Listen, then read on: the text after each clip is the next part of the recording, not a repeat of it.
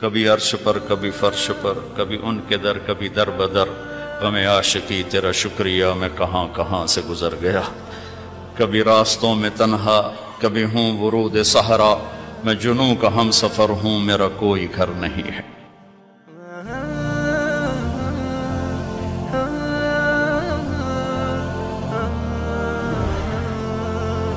کسی دنیا کی چیز سے لائف کی بیوٹی کا کوئی تعلق نہیں، اور جب تک لائف میں بیوٹی نہ ہو تو کوئی چیز مزہ نہیں دیتی۔ کیا لطف انجمن کا جب دل ہی بجھ گیا ہو، 100 بار چمن مہکا 100 بار بہار آئی، دنیا کی وہی رونق دل کی وہی تنہائی۔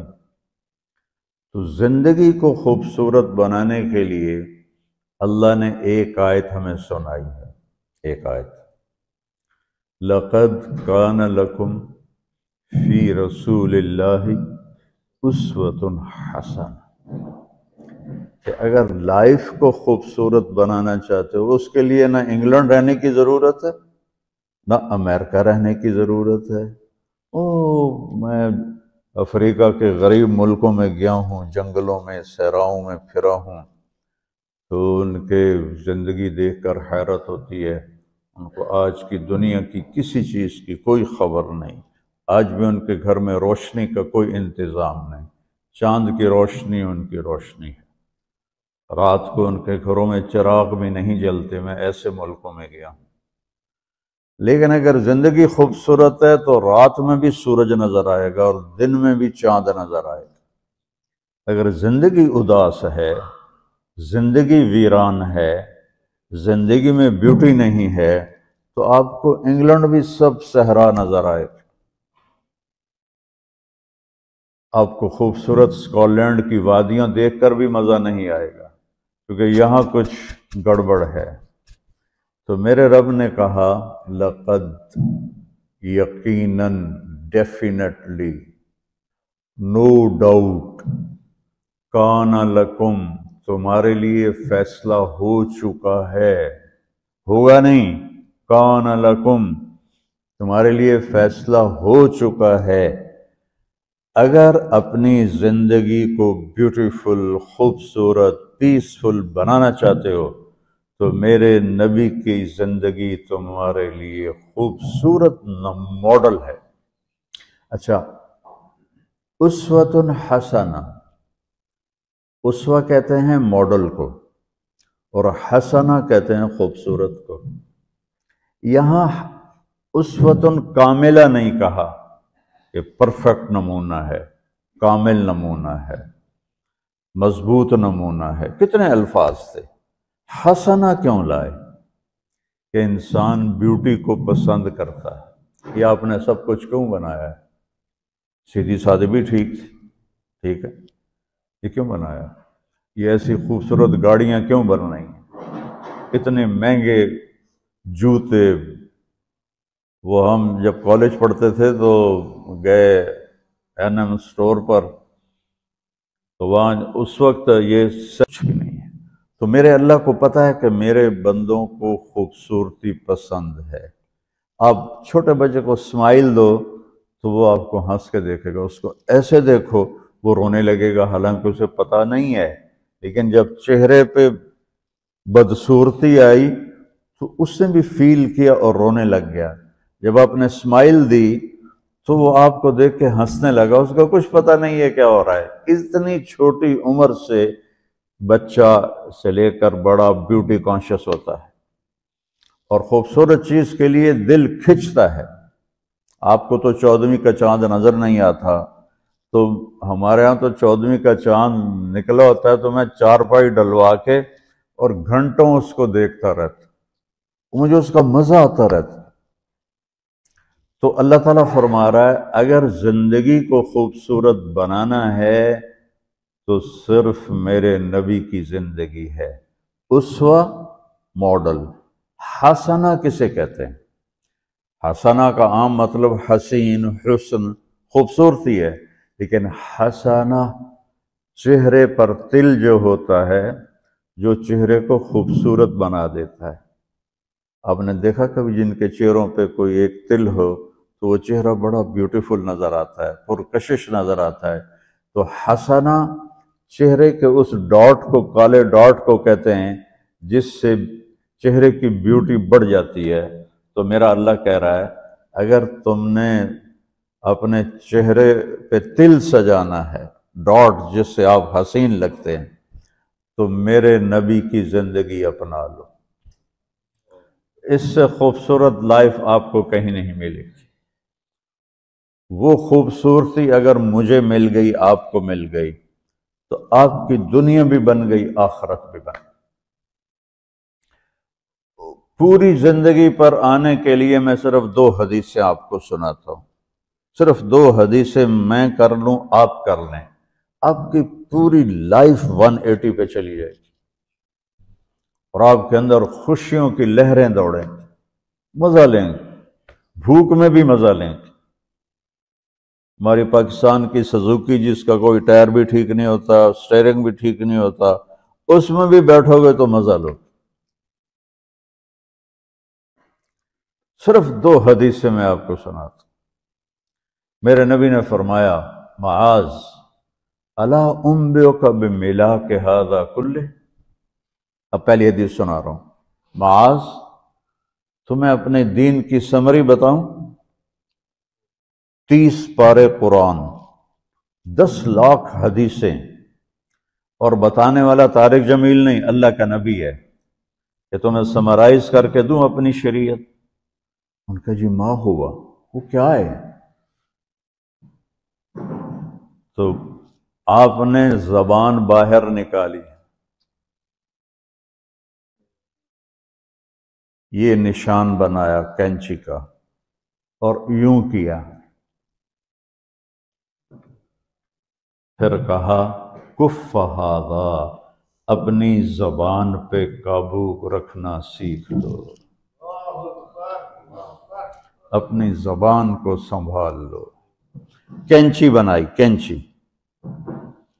کاٹ دو. اچھا، یہ جو ایکشن کر کے بتانا ہوتا ہے یہ چھوٹے بچے کے لیے ہوتا ہے.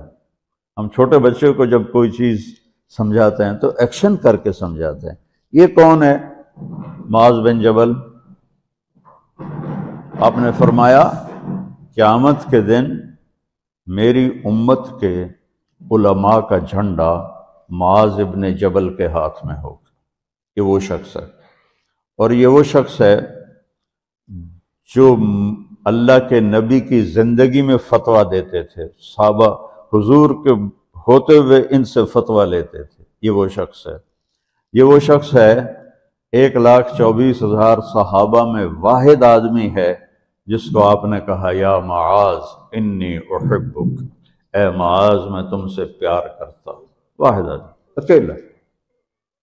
اور میں کوئی 7-8 سال پہلے اردن گیا تو میں اربدن کی قبر کی زیارت کے لیے گیا. میں جب انٹر ہوا اس وقت ان کو وفات پائے 1418 سال ہو چکے تھے. 1418 سال ہو چکے تھے. میں ان کے قبر پہ کھڑا ہوا، خوشبو ہی خوشبو تھی. قبر پہ کپڑے پڑے ہوئے تھے. میں سمجھا یہ چادروں سے خوشبو آ رہی. میں تو ایک آدمی اور وہاں کھڑا میری حیرت کو سمجھ گیا. کہا خوشبو سونگ رہے ہو؟ میں نے کہا ہاں سونگ رہا ہوں. مجھ سے کہنے لگا چادروں سے آ رہی ہے؟ میں نے کہا ہاں. کہا سونگو. تو میں نے چادروں کو سونگا، کسی ایک میں نہیں تھی. پھر اس صاحب نے مجھے بتایا کہ یہ اس قبر سے ہر وقت خوشبو آتی ہے. 1418 سال ہو گئے اور اس بندے کی قبر سے خوشبو آ رہی ہے. اس کو ایسے سمجھایا جیسے معصوم بچے کو. ایسا کیوں کیا؟ کہ یہ مشکل ترین کام ہے. آپ کے یہ موٹر ویز پر کتنے بڑے بڑے ٹرالے چل رہے ہوتے ہیں، ان کو بریک لگانا آسان ہے. کتنے بڑے بڑے کروز میں نے کئی دفعہ سفر کیے تو ان کو بریک لگانا آسان ہے، اور 380 کو بریک لگانا آسان ہے، اس کم وقت کو بریک لگانا بڑا مشکل. اللہ نے اس پر 32 تالے لگائے، 32 دانت کا، اس کے اندر رکھ، اس کو اندر، اوپر مین گیٹ لگایا، اسے بند کر کے رکھ، اور فرمایا من کان یؤمن باللہ والیوم الآخر فلیقل خیرا او لیسکت، جو آخرت پر اور اللہ پر ایمان رکھتا ہے وہ اچھی بات کرے، اور اگر زبان پہ کوئی غلط آنے لگے تو خاموش ہو جائے۔ غیبت، بیک بائٹنگ، ٹونٹنگ، طنز، الزام، گالیاں، ہمارے ہاں تو گالیاں بھی بڑی سپر کلاس گالیاں ہوتی، تو اس سے اللہ اکبر کا کی مطلب ہے؟ ہمارے ہاں تو گالیاں بھی ایسی نکالتے ہیں کہ شیطان بھی کانپ اٹھتا ہے، تو اس کو روک لو۔ یہ ایک حدیث آپ کے لیے پورے، اور آپ نے کیا کہا؟ یہ میرا پورا دین کی خلاصہ ہے، سمری ہے پورے دین کی، زبان کی حفاظت۔ آپ نے ابو ذر سے کہا ابو ذر تمہیں 2 باتیں بتاتا ہوں، قیامت کے دن پوری قیامت کے انسان ایسا عمل ان کے پاس نہیں ہوگا جو میں تمہیں 2 باتیں بتانے لگا ہوں، اور ان کا اتنا بڑا وزن ہے کہ کسی بڑے سے بڑی نیکی کا وزن بھی اس کے برابر نہیں ہوگا۔ تو ابو ذر نے پوچھا جی کیا ہے؟ فرمایا ایک اچھے اخلاق اور ایک زبان کی حفاظت۔ ابو ذر مہینہ مہینہ کسی سے بات نہیں کرتے تھے، پورا مہینہ گزر جاتا تھا کسی سے بات نہیں کرتے تھے کہ زبان سے کوئی غلط بول نہ نکلے۔ یہاں گھروں میں لڑائیاں کیوں ہیں؟ زبان کا بول ہے۔ یہاں بچوں کی طلاقیں کیوں ہو رہی ہیں؟ زبان کا غلط بول ہے۔ ماں باپ کیوں ہرٹ ہو رہے ہیں؟ اولاد کی بدتمیزی اور زبان کا بول ہے۔ زبان کا بول سینہ کاٹ کے رکھ دیتا ہے۔ ہمارے پاکستان میں نا بسوں کے پیچھے عجیب عجیب جملے لکھے ہوتے ہیں۔ تو چکور ایک پرندہ ہے، میں نے زامبیا میں دیکھا، جنگل میں مجھے انہوں نے دکھایا، بڑی خوبصورت چال چلتا ہے ایسے بڑا مست ہو کے۔ تو جب کوئی نئی بس ہوتی ہے تو اس کے پیچھے لکھا ہوتا ہے ویکھ ٹور چکوری دی، تو چکوری کی چال دیکھو، بس کو چکوری بنا دیا اور چکوری جا رہی۔ جب پرانی ہوتی ہے تو لکھا ہوتا ہے ہارن دے کر پاس کرے، جب تھوڑی اور پرانی ہوتی ہے تو لکھا ہوتا ہے یا پاس کر یا برداشت کر، اور جب وہ اور پرانی ہوتی ہے تو اس کے پیچھے ایک ملنگ بنا ہوتا ہے، لکھا ہوتا ہے نا چھیڑ ملنگان۔ یہ تو فضولیات ہیں، اب میں اصل بتاتا ہوں۔ تو میں سفر میں تھا اور پڑھ رہا تھا، تو میں پڑھتے پڑھتے تھک گیا، میں نے کتاب بند کی، تو ہم ایک بس کو کراس کر رہے تھے، تو اس کے پیچھے ایک جملہ لکھا تھا، وہ آپ کو سنانا ہے۔ لکھا ہوا تھا دل، اس کے آگے لکھا تھا برائے فروخت، for sale, heart for sale, نیچے لکھا تھا قیمت، آگے لکھا تھا ایک میٹھا بول، ایک میٹھا بول۔ اور میٹھے بول پر اپنے ماں باپ کے دل خرید سکتے ہیں، بھائیوں کے بہنوں کے خرید سکتے ہیں، بیگم کے خرید سکتے ہیں، بیگم خامند کا خرید سکتی ہے، بچوں کا دل آپ خرید سکتے ہیں، بچے ماں باپ کا دل خرید سکتے ہیں۔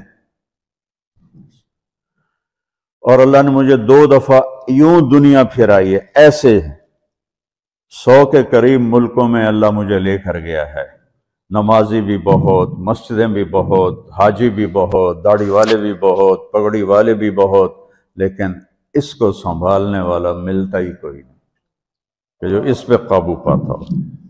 آپ کی لائف بیوٹیفل نہ ہو تو مجھے کان پکڑا دیں، کیوں کہ میں نبی کے وعدے کے پر بات کر رہا ہوں۔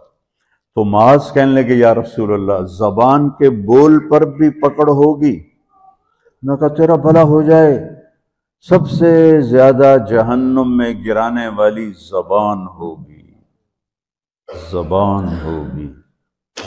ایک حدیث ایک اور سناتا ہوں مختصر کر کے، کیونکہ 20 منٹ پر مجھے بات ختم کرنی۔ آپ نے کہا انس میرے بیٹے، میری ایک بہت گریٹ سنت ہے، گریٹ، یہ لفظ پوری حدیث میں کہیں نہیں سوائے اس ایک جگہ کی، میری ایک بہت گریٹ سنت ہے، بہت، یہ داڑھی بھی سنت ہے، یہ پگڑی بھی سنت ہے، یہ سفید، میں سفید لباس اس لیے پہنتا ہوں کہ میرے نبی کو پسند تھا، میں کوئی کلر والا نہیں پہنتا، سنت ہے۔ لیکن گریٹ سنت صرف ایک جگہ پر ہے، جو میں ابھی آپ کو بتانے لگا ہوں۔ میرے بیٹے انس، میری ایک گریٹسٹ سنت ہے، اگر تو نے اس کو پورا کر لیا تو جنت میں نہیں جائے گا، جنت میں میرا نیبر بن جائے گا۔ تو جنت تو بہت چھوٹی چیز ہے نبی کے نیبر کے سامنے، کہ تو میرا نیبر بن جائے گا۔ پتہ ہے آپ کو کہ بڑی چیز کی قیمت بھی بڑی ہوتی ہے۔ تو پھر کہا بیٹا اس سنت کو کرتے ہوئے تجھے تھکنا پڑے گا، تو تھکے گا، اور ساری زندگی تمہیں کوشش کرنی داڑھی تو ایک دفعہ رکھ لی ہے، اب تیل لگا لیا، تھوڑا ٹرم کر لیا، لیکن بیٹا میری اس سنت کو پورا کرتے ہوئے تیرے پسینے نکلیں گے، ساری زندگی کرنا پڑے گا۔ یا بنی ان استطعت او قال ان قدرت ان تصبح وتمسی ولیس فی قلبک غش لأحد فافعل، ثم قال یا بنی وذلک من سنتی ومن احب سنتی فقد احبنی ومن احبنی کان معی فی الجنہ۔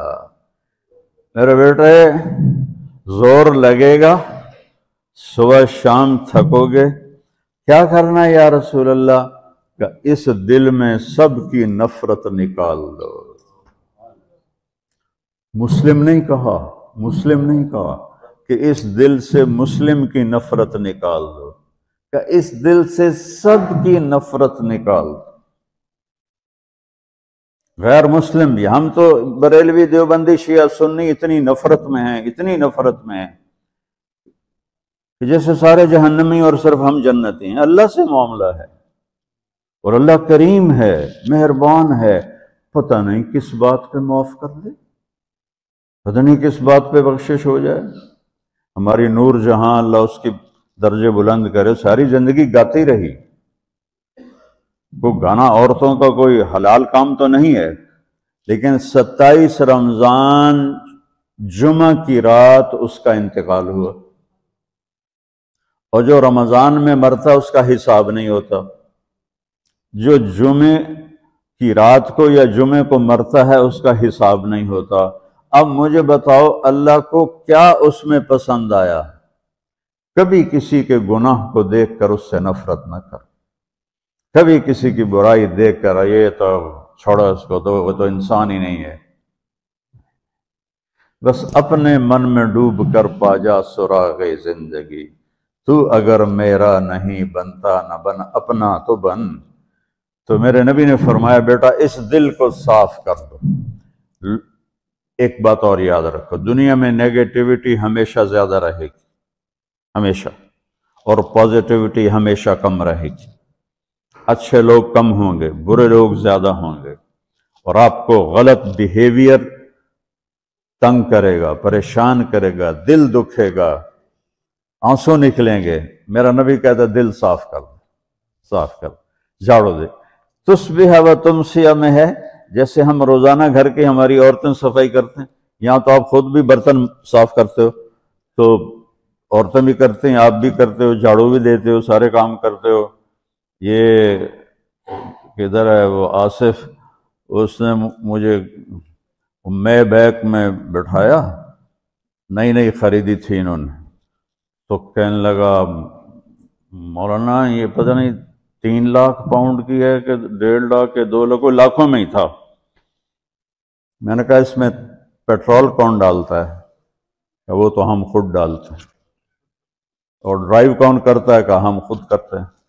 میں نے کہا پھر ہماری سزوکی اچھی ہے، ہم نے 3 ڈرائیور رکھے ہوئے ہیں، پیٹرول گیس پمپ والے ڈالتے ہیں، ہم آرام سے پیسے دیتے ہیں، نہ ہمیں میٹ دھونے پڑتے ہیں، نہ گاڑیاں دھونی پڑتی ہیں، ہمارے ڈرائیور ہماری گاڑیاں دھوتے ہیں، چاہے ہماری سزوکی ہے وہ تیری میں بیک سے زیادہ اچھی ہے۔ تو زندگی کو اگر خوبصورت بنانا ہے تو صبح شام اپنے دل کو سب سے صاف کرو، کسی سے نفرت نہ ہو۔ شیعہ سنی میں کتنی نفرت پائی جا رہی ہے، دیوبندی بریلوی میں کتنی نفرت پائی جا رہی، یہ شیطان نے پیدا کی۔ ہم رحم والے بنے، الرحمن الرحیم میرے اللہ کی صفت ہے۔ تو میرے عزیزو، یہ دو باتیں میں قابو کر لوں، آپ قابو کر لیں، ایک اس کی حفاظت، ایک اس کو دھو کے رکھنا ہے۔ کسی کے بارے میں دل آئے گا، بہت آئیں گے، اس نے یہ کیا، اس نے یہ کیا، اس نے یہ کیا، دھو دو، صاف کرو۔ اللہ کہتا میرے اوپر ڈال دے، پھر دیکھ میں تجھے کیا دیتا، تجھے وہ دوں گا نہ کسی آنکھ نے دیکھا، نہ کان نے سنا، نہ کسی کے دل پر اس کا خیال گزرا۔ تو میرے عزیزو، میرے بھائیو، آپ یہاں اچھی زندگی کے لیے آئے ہیں۔ میں نے آپ کو اچھی زندگی کے گر کی دو باتیں بتا دیں، اس کو لے کر جہاں مرضی رہو، آپ کی لائف بیوٹیفل ہوگی۔ چیزیں اچھی ہونے سے لائف اچھی نہیں ہوتی۔ میرے رب کی قسم، میرے نبی کی غلامی سے زندگی خوبصورت ہوتی ہے، جنت کا مزہ آئے گا۔ ایسا نہیں کہ ان پر کوئی تکلیف نہیں آئے گی، آئے گی، لیکن وہ اللہ کا شکر ادا کریں، صبر کریں۔ تو آپ آپس میں محبت سے رہیں، یہاں ایک خوبصورت معاشرہ قائم کریں، غیر مسلموں سے بھی آپ احترام کریں، ہمدردی ہو اور ان کو عزت دیں، وہ آپ کے بہت قریب آ جائیں گے۔ تو میرے نبی یہودی کا جنازہ جا رہا تھا، یہودی، میرے نبی کھڑے ہو گئے، یہودی کا جنازہ، کھڑے ہو گئے۔ صحابہ کہنے لگے یا رسول اللہ یہودی ہے، کب پتا ہے یہودی ہے، انسان تو ہے، میرے ہاتھوں سے بچ گیا، کلمہ نہ پڑھ سکا، مجھے اس کا دکھ اور درد اور افسوس ہے۔